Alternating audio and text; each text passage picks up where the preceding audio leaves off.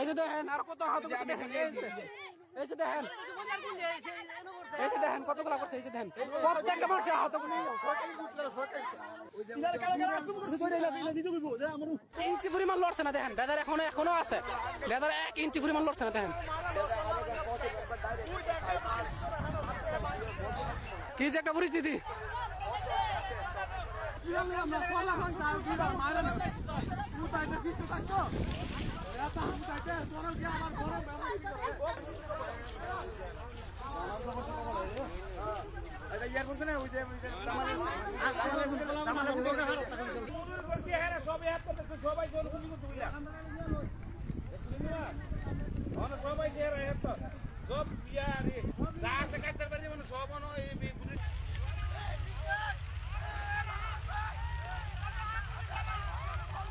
ইঞ্চি পরিমাণ লড়ছে না দেখেন, লেদার এখনো আছে, লেদার 1 ইঞ্চি পরিমাণ লড়ছে না দেখেন।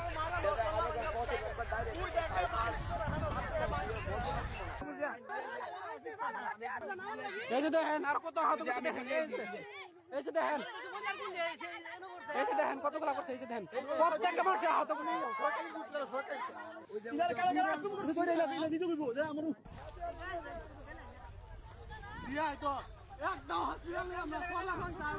কাটতেছে যে মিজাসর আপনার ওই দিকে গেলাম নয়ন, তারপরে খারণ, এরপরে হচ্ছে আপনার নুর ইসলাম, এবারে মেহেদি, এরপরে জাহাঙ্গীর, এমনি এমনি 40 জন সঙ্গে আশরাফ বর্তমান এমপি যেটা পাস করছে বিএমপি থেকে।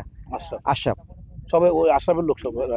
আশরাফ তো আপনার আগে ছিল আপনার ওই রাজু এমপি আওয়ামী লীগের বাবা, ঠিক আছে। এবারে আওয়ামী লীগ তো মনে আছে ওরা তো এমপি নাই, এখন বর্তমান এমপি পাস হয়েছে এই আশরাফ, ঠিক আছে। মানে এরা লোক বিএমপি করছে যারা লোক বর্তমানে অস্ত্র চালা, এই বোঝা যাবে যে এমপি কি করে। ফোন দা কয়া দেয় যে আমরা আইতাছি তোমরা যাওগা, তো মনে করেন ডেজার থাকা আয়সালে মনে করেন যে পুলিশ আয়াসা ডেজার নাই, মানে পুলিশ মানে প্রশাসনের লোকে ফোন দা কয়া দেয় যেভাবে হোক আমরা ডেজার বন্ধ হোক, আমরা বাঁচতে চাই। আমরা আজকে আইসি ডেজার ফিরাইতাম, তারা আমরা সাথে গুলি পিস্তল লই আয়া আমরা হামলা করছি, তার সাথে আমরা হামলা করছি, কিন্তু আমরা খালি আর তারা পিস্তল দিয়া তারপরে কোনো রকম আমরা বাচ্চা লইছি, পরে পুলিশ প্রশাসন আইসি পর তারা চলে গেছে। গুলাগুলি হয়েছে না এই হাইলে হাত থেকে আর ওই ট্যাক্টরে আনাম একটা চোখ আছে না, এই চোখটা মনে করেন নিউজ নিচে আছে মানে যে ডোক ধরছে আজগা মনে করেন গুলাগুলি হয়েছে, 2-3 জন আহত হয়েছে। ওর পর লোক আমরা চেষ্টা করছি আর পারছি না, সব যার জন্য বাগন লাগবে না, প্রশাসন কোনো খবরই লইতেছে না। আইলো ধরে না ফোন দেয় আয়া যন্ত্রণার জায়গা আইতে 13 জায়গা বাগিয়া যারা কাটলে যাচ্ছে হেড কাটতেছে আপনার বাদাম হেড বাড়ি ওগুলো কাটলে যাচ্ছে, প্রতিবাদ করলে হেরা পিস্তল দিয়ে গুলি করে।